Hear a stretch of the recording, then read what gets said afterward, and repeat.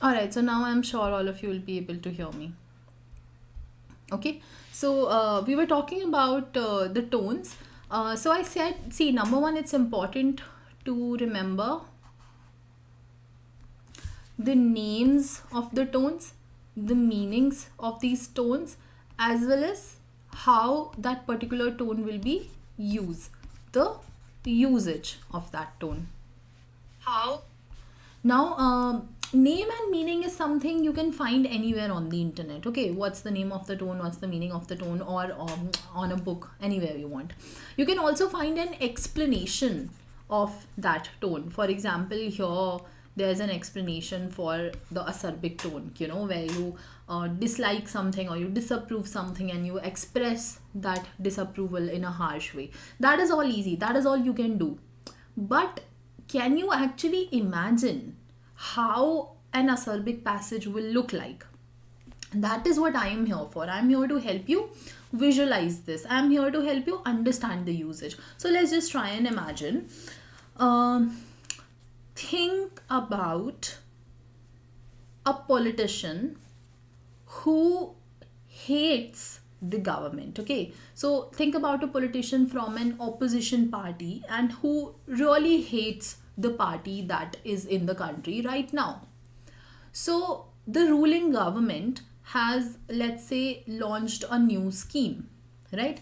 And because our politician Mr. A does not like Mr. B, who's the prime minister or the political party that Mr. B belonged to, so Mr. A, what he will do, no matter what policy, scheme, or new development scheme the government comes up with, Mr. A will only criticize it. Okay, and because Mr. A dislikes the government, Mr. A is going to use a lot of harsh and bitter words. So the kind of vocabulary that he will use in the passage, obviously it will criticize the government or it will criticize the policy or the work done by the government, and that criticism will be done in a manner that you will feel, okay, he's being very harsh, that was unnecessary. So that way you can visualize how an acerbic tone would look like. If you are good at Hindi or if you understand Hindi, this would mean किसी के लिए कड़वा बोलना, कड़वा या कड़वाहट, that could be a Hindi simplification of the acerbic tone. Alright, angry is easy. I don't think I have to explain you angry tone, but remember, when the tone is angry, you also have to see that it's justified anger. The anger is valid. Okay, so for example, passages that are talking about some injustices. Let's say there's a riot that occurred in the country, and now you as a journalist, you're writing a passage that every time different political parties incite violence for their own benefits, for vote bank, but they don't see how the people suffer, people die, and there's a loss of harmony in the country, and it's horrible what they do, they should be ashamed of themselves and all of those things. So when you're angry at something for a very valid reason, then it could be an angry tone. For example, let's say somebody for example, Nirbhaya rape case, right? So there's a rape that takes place in the country, or especially in the country's capital, and then the girl is tortured and then she dies, and so obviously the whole country emerges into a state of anger, a state of dissatisfaction, and this is a very valid anger. So the way that you give words to this valid anger, that could be a particular usage of the angry tone. Next we have apologetic. So apologetic is when you are like, you're feeling guilt and remorse for something. But here apologetic is used in a slightly different sense. What it means is, I'll just simplify this. इसको simple words में हम लिखेंगे. I'll do it for this one also. So that was kadwahat. This one is gussa. Okay, so you understand the difference between these two things, these two emotions, right? Now apologetic is I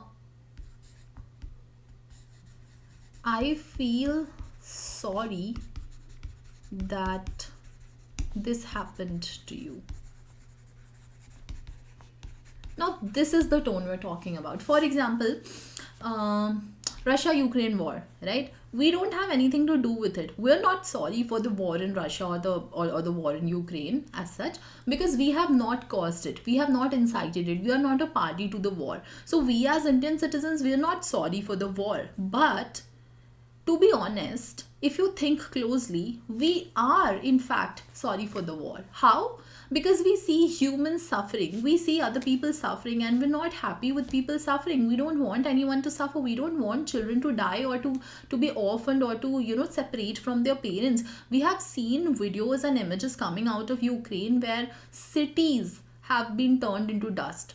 And that makes us feel sorry for them. We're sorry that this happened to them, okay? So these are the kinds of passages, and this is the way of writing where you can come across an apologetic tone. So where you feel sorry that something happened to a person or something happened to a particular group of people. And when you can relate with them, that would be an apologetic tone. So you are sorry, you are apologetic, you hope that this would not have happened to them, but it's not necessary that you are the one who caused the distress, okay? So this kind of tone is used to express remorse or guilt regarding the mishap or tragedies that may have occurred in the past. These passages generally talk about world war, natural disasters, or other such catastrophes that have impacted mankind adversely. Then next we have belligerent. Belligerent is very easy when two people that are against each other, two people that are enemies, when they talk to each other. For example, let's say North Korean and the South Korean president, they talk to each other, like the North Korean dictator and the South Korean president or the prime minister, they talk to each other. Another example would be Zelensky from Ukraine and Putin from Russia, you know, having a discussion with each other, or Zelensky writing an open letter that Putin is the cause of this war, or Putin writing an open letter that Zelensky is the cause of this war. He's the one who's crazy, he's mad, and he should just, you know, stop anti-Russia propaganda and give up so that we in Russia don't have to go at war with Ukraine. So like when you completely blame the other person, when you completely see flaws in the other person, and when you use, you know, words that can belittle the other person, that would be a belligerent tone. So belligerent tone would be easy to understand. Biased again is also very easy to understand. It means favoring something or disfavoring something. Biased can be used in a positive or in a negative sense, where based on your bias you help somebody, or based on your bias you decide not to help somebody. So bias is the opposite of merit. That means भेदभाव करना, right? तो आप किसी के merit के basis पे या उसके क्वालिफिकेशंस के बेसिस पे उसको जज नहीं कर रहे हो, या उसके बेसिस पे आप डिसीजन नहीं ले रहे हो. You are taking a decision based on your own likes and dislikes. That will be biased. So for CLAT or for passages, how can biased tone be seen? It can obviously be seen as a fictional passage where it's about a story or a character is biased, right? But it can also be non-fiction. For example, like I said, I am a politician who hates the government or who's completely against the government. So no matter how good the government does, or even if they come up with a great policy that has actually helped people in India and that everybody in the world is praising, but I will still criticize it. I will still say bad things about it. Why? Because I don't want to see the positives and the negatives. I don't want to see the impact or the merit. I have just already made up my mind that no matter what they do, I will dislike it. So I am taking this decision based on my bias, okay? Now next you have commiserating. A lot of the students get confused between apologetic, which is I feel sorry for this, for what happened to you, and then commiserating. I'll again write a simple sentence that will help you understand commiserating. So commiserating is like, I understand what you're going through.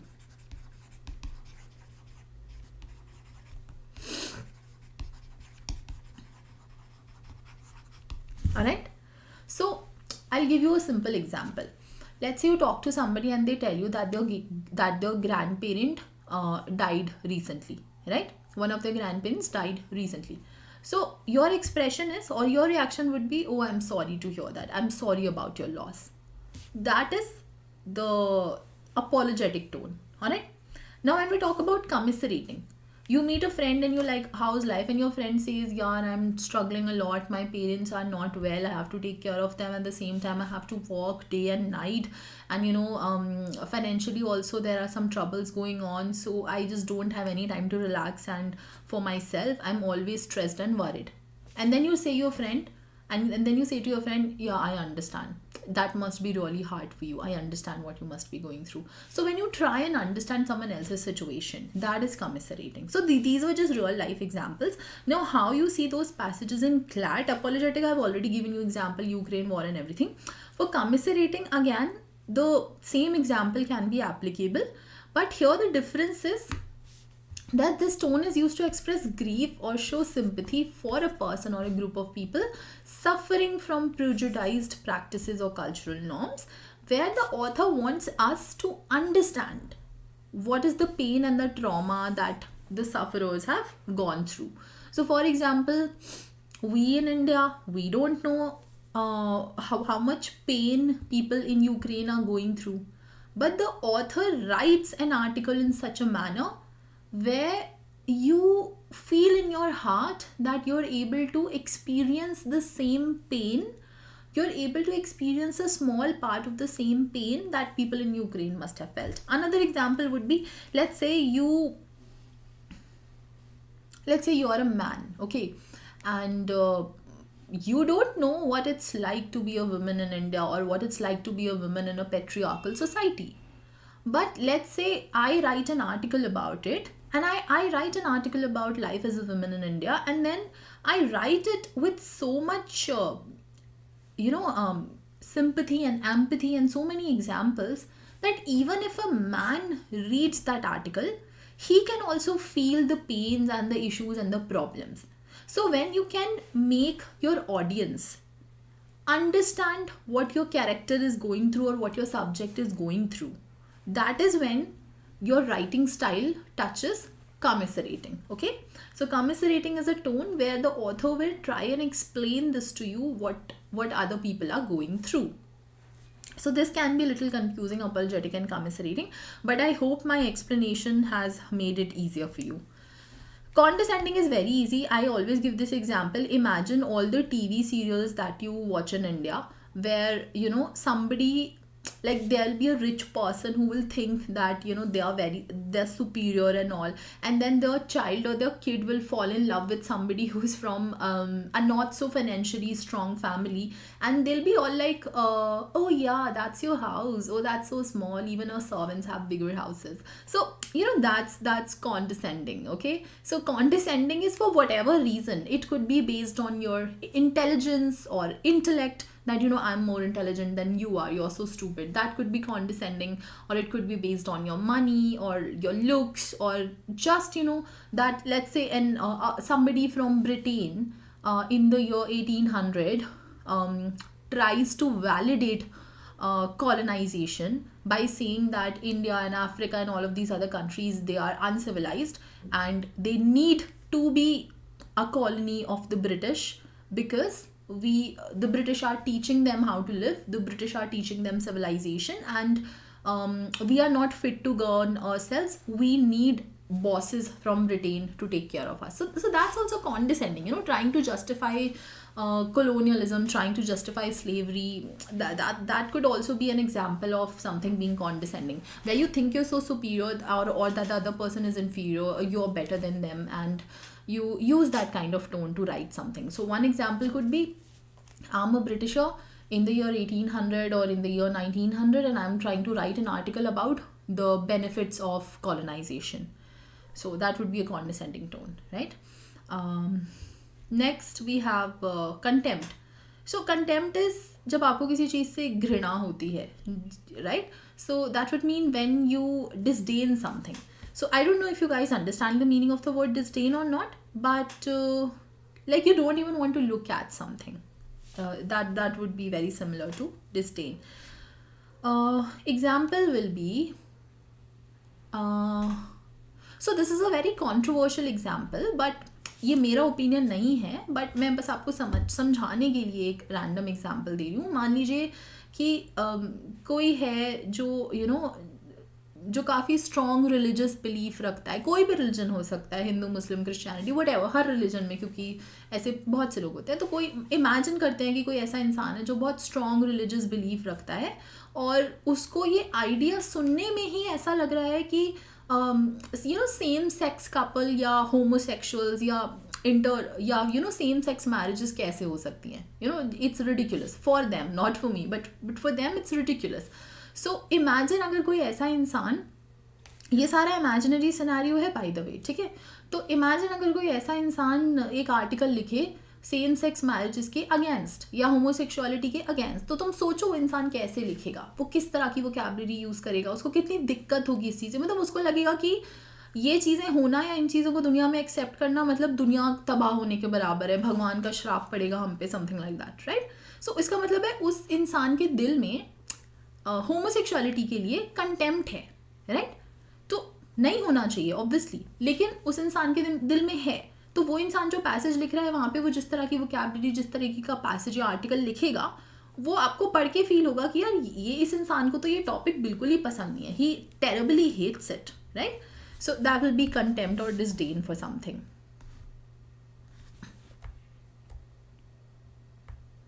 Cynical is very easy, मतलब शक करना, doubt करना. For example Rafale deal can be an example कि आप एक opposition political party हो और आपको डाउट है कि यार ये ऐसे कैसे गवर्नमेंट ने एक फॉरेन कंट्री के साथ या फॉरेन कंपनी के साथ एक डील कर ली और इतने रुपए में कर ली, इसमें ज़रूर कुछ तो गड़बड़ है, कुछ तो घोटाला है. मतलब तो जब भी आप डाउट करते हो सामने वाले के इंटेंशन पे, या फिर किसी ने आपकी हेल्प करी एंड यू आर लाइक नहीं इसमें कुछ तो गड़बड़ है, ये ऐसे फ्री में तो हेल्प नहीं कर सकता, some hidden agenda is there, that is cynical. तो हमारा ऑथर सिनिकल पैसेजेस कैसे लिख सकता है, इसका एक example usually current affairs related होता है. फॉर एग्जाम्पल पाकिस्तान ने इंडियन गवर्नमेंट को प्रपोज करा कि हम एक पीस ट्रीटी करना चाहते हैं, और आप एक पॉलिटिकल एनालिस्ट हो या फिर आप एक सीनियर जर्नलिस्ट हो और आप एक आर्टिकल लिखते हो कि we have to be very cautious about it, हम पाकिस्तान पे आंखें बंद करके भरोसा नहीं कर सकते, उसके इरादों का कुछ कह नहीं सकते, राइट. तो उसके इरादों पे हमें शक है. So that will be cynical passage. Dogmatic means when your believes are so strong that you don't want to listen to someone else's believe. ये किसी भी चीज़ में हो सकता है, ये inter religious marriage, live in, किसी भी चीज़ में आप बोल सकते हो, या फिर लड़कियों को पढ़ने देना चाहिए या नहीं पढ़ने देना चाहिए, या फिर something as simple as Starbucks की कॉफ़ी अच्छी होती है या नहीं होती है, एनीथिंग. सो डॉगमैटिक बेसिकली कहने का ये मतलब होता है कि हम अपने पॉइंट ऑफ व्यू को इतना इम्पोर्टेंस देते हैं कि दूसरे के पॉइंट ऑफ व्यू को हम सुनना ही नहीं चाहते, या हम अपने ओपिनियंस को बदलना ही नहीं चाहते समय के हिसाब से या फैक्ट्स के हिसाब से. हम तो बस we've just stuck to something. So it can be a very orthodox point of view also. Otherwise dogmatic is a good word to explain this, where you have very firm and strong beliefs. So as a passage also it can be that the author talks about an issue and he tries to tell the audience only what he believes, only his side of the story, only one-sided, only the benefits or only the disadvantages, doesn't look at it in a neutral way, doesn't look at both sides of the story, but only focuses on one side, or only at the same time doesn't want opposing opinion, doesn't want dissent or difference of opinion. A dogmatic person or a dogmatic writer would be somebody who forces his or her opinion on everyone else, right? Emotional is easy, where you experience a lot of emotions, anger plus happiness plus sadness plus sorrow, whatever. Ethical is again easy, where the author talks about ethics or morals. Ethic is different from legal. Legal and illegal is a completely separate thing which is governed by law. Ethical and unethical is a separate thing which is governed by society, or the understanding of moral and immoral in the society, or right or wrong. So for example, since the Supreme Court judgment, adultery is no longer a crime, but the society still considers adultery unethical. So that is the difference between legal and unethical or ethical. So an ethical passage would be where the author focuses very much on the ethical side of things. For example, the author writes about corruption. So I have two options now. One, I can write a passage about corruption, where I just give my audience facts and figures and India's global ranking in one of the most corrupt countries in the world and all of that.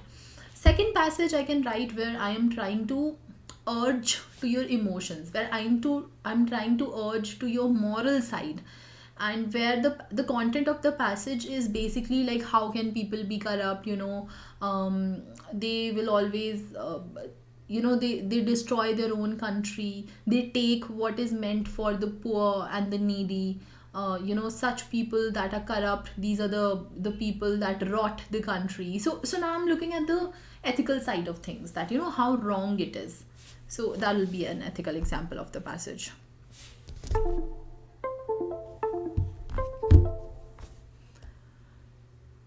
Euphemistic is again easy. It basically means diplomatic. When you want to criticize something, but you're also scared, okay? So you're not criticizing very obviously, or you're also very clever. So you're not criticizing something very obviously or very directly. You're using some positive words, or you're using a disguise, or you're camouflaging your arguments in a manner where they don't look as offensive as they should. So that would be euphemistic. So diplomatic is a term with which you can understand euphemistic. So for a passage, what could it be? Let's say you live in a country, let's say you live in China, and there's very strong censorship and obviously semi-dictatorship, whatever you want to call it. And you know that you cannot criticize the COVID policy of the Chinese government. So we all know, we're all reading the news that China is still following the zero COVID policy. So imagine I'm living in China, I'm a Chinese resident or a Chinese citizen, and I'm a journalist and I write an article about criticizing the zero COVID policy of the government and how useless and senseless these lockdowns are. But I know if I write that, and if the members of the political party read it, I'll be sent to jail or whatever, right? So what if I try to find a middle ground? I write it, I do write it, but I don't use very strong vocabulary. I don't use harsh words to criticize the policy or to criticize the government. I do it in a very indirect manner. I do it in a very subtle manner. So that would be an example of a euphemistic or diplomatic passage or euphemistic tone. Grandiose is again easy, talking about things in an elaborate manner, how grand or amazing or big or glamorous they are. Humanistic means relating to the human side of things, humanity wala aspect, like insaniyat wala aspect. So for example, there was a military coup in Myanmar a year ago, and the Indian government was confused whether to allow the refugees into northeastern states from the Myanmarese border inside India or not.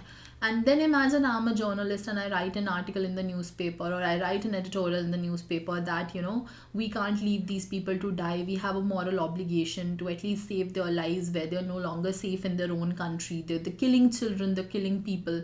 So India has a responsibility as a neighbor to, open its gates for these people and at least put them into some camps. I'm not saying give them citizenship, but I'm saying like put them into some camp so that at least their lives can be saved. So here what am I trying to do? I'm trying to touch the human side of the story, the mankind or humanistic side of the story, where I'm trying to garner some sympathy for those issues.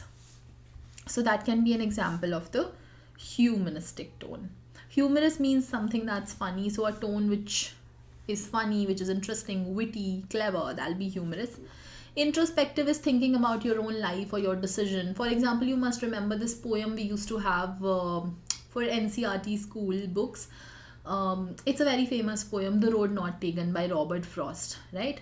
So the poem basically talks about the author, and the author thinks about the different choices he had in his life and how the choices led to one thing and another thing, and if he would have chosen another road, his life would have been different. So that's introspective. So where you think about the decisions that you've taken. So introspective usually is about fiction, or its example can usually be seen in fiction, but it can also be seen in non-fiction. For example, you were the Prime Minister of India 10 years ago, and today you are sitting and thinking about what actions you had taken and what were the things you could have done differently. So then that also would become introspective.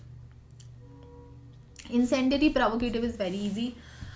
All of the politicians that we have today and that we've always had and anywhere in the world, their speeches are always provocative. So provocative is something that ignites emotions in the people, in the public, and which is soul stirring, and the public is influenced by the words or by the writing. For example, imagine the year 1900 or 1910, whatever, and Bhagat Singh or some freedom fighter writes an article in the newspaper and asks the people of India to, get up and to be done with the British. So that would be provocative. That tone, that kind of writing style would be provocative. Laudatory it means full of praises, just praising something. Motivating is again very easy, trying to put inspiration into something or someone. Pedestrian, I must explain this. So pedestrian means everyday, boring, something which is which can be found on the streets, something which is pedestrian. Pedestrian means something which is very ordinary. You just find it on the road here and there. So pedestrian as a tone means lack of interest, like no interest at all. It's uninteresting. It's boring. So pedestrian tone would be a boring tone. The topic could also be boring. However, it's less about the topic but more about the manner of writing. So a very boring manner of writing. So for example, your tone can be motivating, it can be laudatory, but when it's none of these and it's just plain Jane, it's just plain simple, that would be pedestrian. So it has to be very easy. Okay, so neither interesting nor complex, or in a sense, boring and commonplace. Populist is also easy, something which can connect with the audience, something which is very Aam Aadmi type, where general people feel connected to it, and something which touches the behavior of the common people. Romantic, I want to explain here. Here, romantic doesn't mean like your romance in the sense of lovers, but your romantic as a tone means when you romanticize your life. Okay, so this is a very trending reel right now, right? Romanticize your life. So this is what it means here. So it can be something very simple as a tree. Okay, so imagine you're sitting in your garden and you're looking at a tree, and you write an article about it or you write a poem about it. But what do? If you write an article about a tree, you have to put a lot of figure of speeches, you have to put a lot of vocabulary, you have to over analyze it. Like you say, this tree is like God's hand, or it's so beautiful, every single leaf is carved with crafted hands, and the breeze that comes from the tree soothes my soul. So you're over analyzing everything, you're romanticizing everything, you're looking at the details too much, you're exaggerating it, you're making it very fancy, and you're making it sound unrealistic. So that'll be romantic. Then I think satire, irony, these are all easy. Speculative, okay, we can discuss speculative. Speculative mean trying to figure out what could happen, trying to guess, or even conspiracy theories can come here into under speculative tone. One example would be, let's say, whenever some important world event happens, all the news channels in the world, they set up a panel of experts, and then the experts come and they all give their opinion that, I think this will happen, I think that will happen, I think China will attack Taiwan, and all of that. So this is all speculation.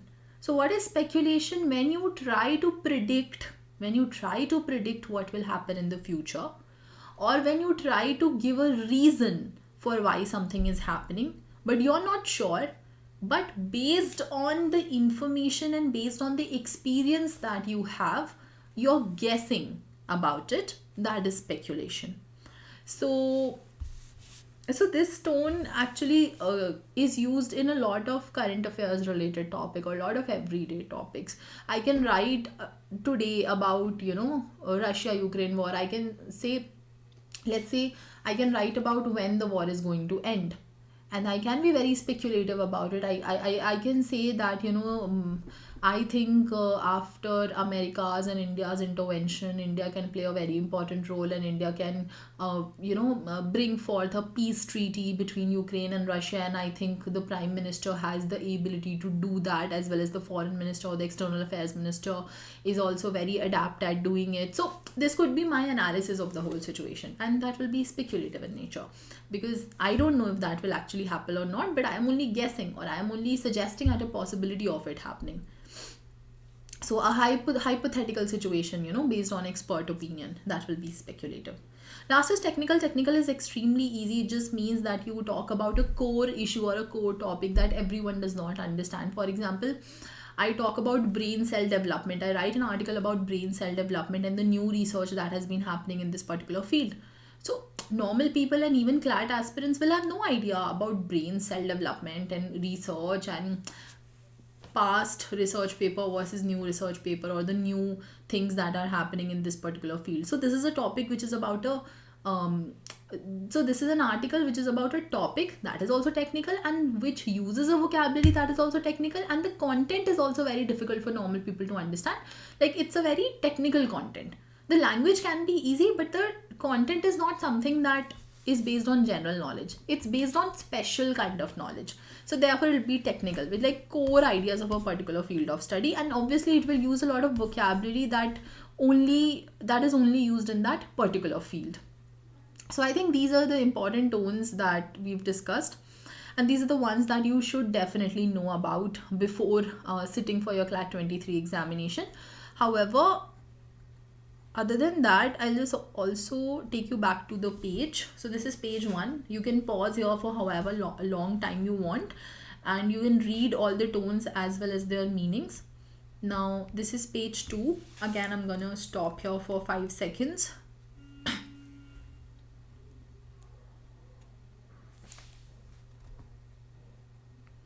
Then we have the third page.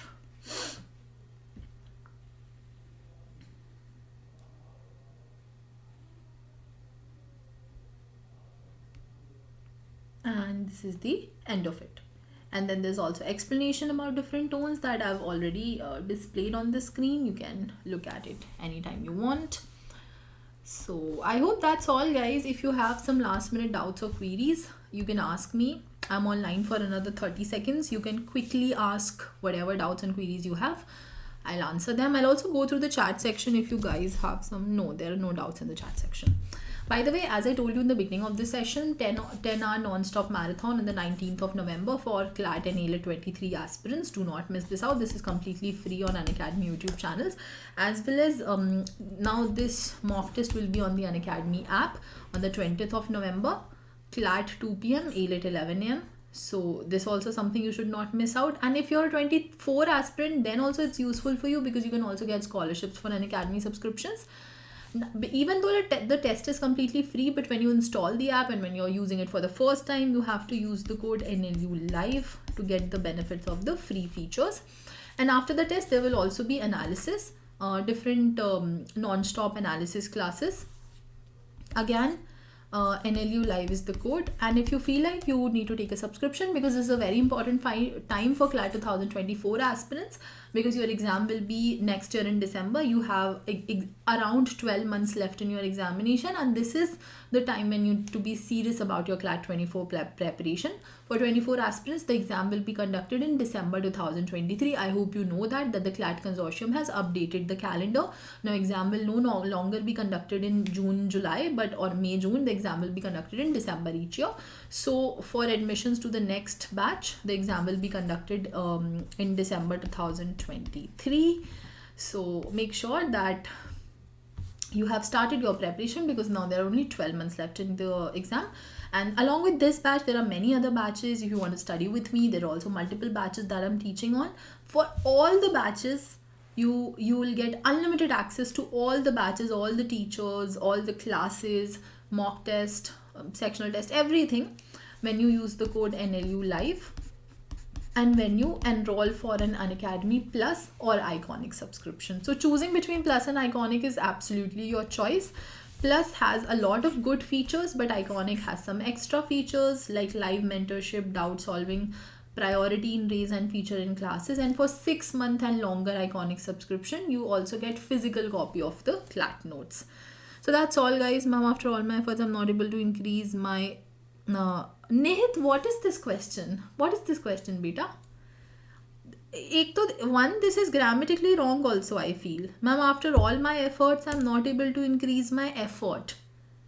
Nihit, I can't answer this question. बेटा मैं क्या answer करूँ बताओ.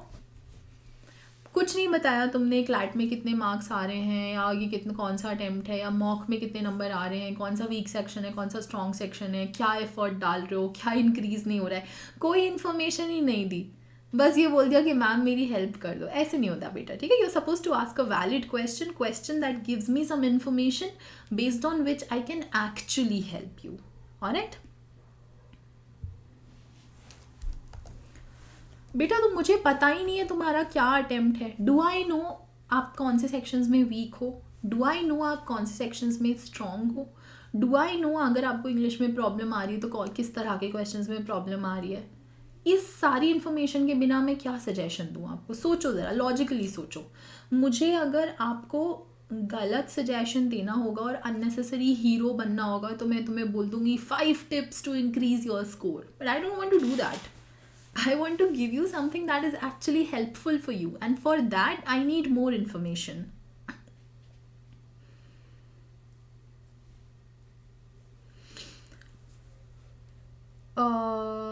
This does not make sense, Nihit. You have written in the chat section that 77 attempts in logic and English. This does not make sense. Total attempt is 77. Okay. So Nihit, this is also not enough information for me to help you, but still I will try, okay?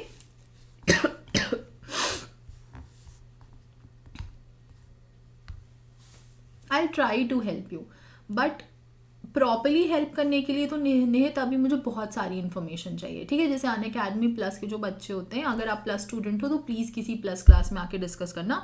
वहाँ पे हम raise hand feature को use करेंगे तो आप मेरे से telephonic call कर पाओगे क्लास में, और फिर मैं बेटर क्वेश्चंस पूछ पाऊंगी, आप उनको इंस्टेंटली आंसर कर दोगे, मैं आपकी बेटर हेल्प कर पाऊंगी. बट एनीवे मैं ट्राई करती हूँ.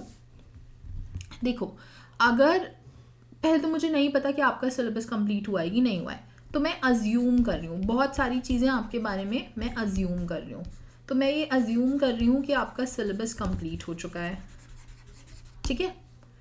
पर मुझे ऐसा लगता है क्योंकि आपका अटेम्प्ट स्लो है तो आपने रिवीजन नहीं करा अभी तक, या फिर एक रिवीजन हुआ है, 2 रिवीजन नहीं हुए. आपके अटेम्प्ट लो हैं. इसमें आपने मुझे ये भी नहीं बताया कि करंट अफेयर्स, लीगल, क्वांट, वहाँ पे आपका कैसा परफॉर्मेंस है. बट ऑब्वियसली आपके सारे सेक्शंस वीक हैं, ठीक है. मतलब मैं अज्यूम कर रही हूँ बिकॉज मेरे पास इनफ इन्फॉर्मेशन है ही नहीं. सो बट आई थिंक आपके सारे सेक्शंस कहीं ना कहीं वीक हैं. और वो वीक क्यों हैं?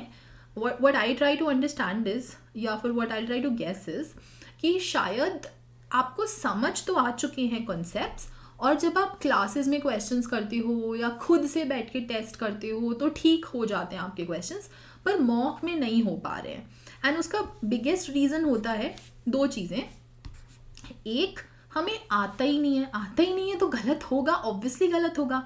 तो कुछ टॉपिक्स हैं जो आपको समझ आ गए हैं. फॉर एग्जाम्पल लीगल में आप कुछ क्वेश्चंस कर लेते हो, इंग्लिश में आप कुछ क्वेश्चंस कर लेते हो, पर अभी भी बहुत सारे ऐसे वीक एरियाज रिमेनिंग हैं, या बहुत सारे ऐसे टॉपिक्स हैं जो आपके वीक टॉपिक्स हैं. जब तक आप उन पे काम नहीं करोगे आप अपने अटेम्प्ट को बढ़ा ही नहीं पाओगे, क्योंकि आपको जितना आता है उतना नॉलेज आप क्लैट में यूज़ कर लेते हो, उतना नॉलेज आप क्लैट के मॉक्स में यूज़ कर लेते हो. उसके बेसिस पे 77 नहीं आ सकता, इससे ऊपर नहीं आएगा उसके बेसिस पे, ठीक है. और स्कोर बढ़ाना है तो जो ऐसे क्वेश्चंस हैं जो तुमसे बनते नहीं हैं, जो तुम्हें मुश्किल लगते हैं, जब तक तुम उन क्वेश्चंस को आसानी से करना नहीं सीखोगे तब तक तुम अपने अटेम्प्ट को बढ़ा ही नहीं सकते. सीधी सी बात है. तो नंबर 1, आपको अगर इंक्रीज करना होता है अपना अटेम्प्ट, तो पहली चीज़ तो आपको ये करनी होती है, you have to study more, और let's say you have to prepare better. और बेटर तरीके से प्रिपेयर करो और ज़्यादा टॉपिक्स प्रिपेयर करो, तो ऑटोमेटिकली तुम उनको एग्जाम में अटेम्प्ट कर पाओगे, क्योंकि तब वो तुमसे बनेंगे, अभी तुमसे बनते ही नहीं है. And second thing that happens is कि तुम्हारा स्पीड स्लो है। स्पीड भी 2 तरीके से स्लो होता है, इनफैक्ट 3 तरीके से। एक तरीका होता है आपका क्वेश्चन सॉल्विंग स्पीड, तो पेपर छूट जाता है क्योंकि तुम टाइम पे क्वेश्चन सॉल्व नहीं कर पाते, मतलब बहुत देर तक ऑप्शन ए और ऑप्शन बी में कंफ्यूज होते रहते हो, अक्कड़ बक्कड़ मम्बे वो खेलते रहते हो, क्वेश्चन समझ ही नहीं आता तुम्हें एक बार में, फिर ऑप्शन समझ नहीं आते तुम्हें एक बार में, फिर पैसेज समझ नहीं आता तुम्हें एक बार में, तो तुम्हारी क्वेश्चन सॉल्विंग स्पीड स्लो है ना, यहाँ भी तो टाइम वेस्ट हो रहा है। दूसरा है आपकी रीडिंग स्पीड, क्योंकि क्लैट में इतने सारे पैसेजेस हैं, इंग्लिश में, लीगल में, लॉजिक में, तो इतने सारे पैसेजेस पढ़ने के लिए टाइम भी तो चाहिए होता है। तो आपकी रीडिंग स्पीड स्लो है, पैसेज पढ़ने में ज़्यादा टाइम लगा रहे हो आप, तो इसलिए आपके पास क्वेश्चन सॉल्व करने के लिए टाइम ही नहीं बचता, या फिर कुछ ना कुछ पेपर छूट जाता है। एंड थर्ड, आपका टाइम मैनेजमेंट खराब है। कभी कभी ऐसा होता है कि लीगल को 1 घंटा दे देते हो, तो बचे हुए 1 घंटे में English, logic, quant, current affair सब कुछ करना मुश्किल होता है, तो कुछ ना कुछ छूटेगा। कभी कभी ऐसा होता है कि आपने लीगल को 1 घंटा दिया पर लीगल बड़ा मुश्किल आया, आपसे बना भी नहीं, तो 1 घंटा भी दिया, टाइम भी वेस्ट हुआ, क्वेश्चंस भी, स्कोर भी नहीं आया, और बाकी का पेपर भी ख़राब हो गया क्योंकि बाकी सबके लिए टाइम नहीं बचा। तो हर एक सेक्शन के बीच में टाइम को बैलेंस करना भी एक इशू है। पर ये सारी चीज़ें, मतलब इनमें से ज़्यादातर चीज़ें जितने ज़्यादा मार्क्स दोगे वो उसी से बेटर होंगी। तो ultimately it's a process way number 1 you have to make sure कि you know something, you have the knowledge. Second thing is उस नॉलेज को प्रैक्टिस करना।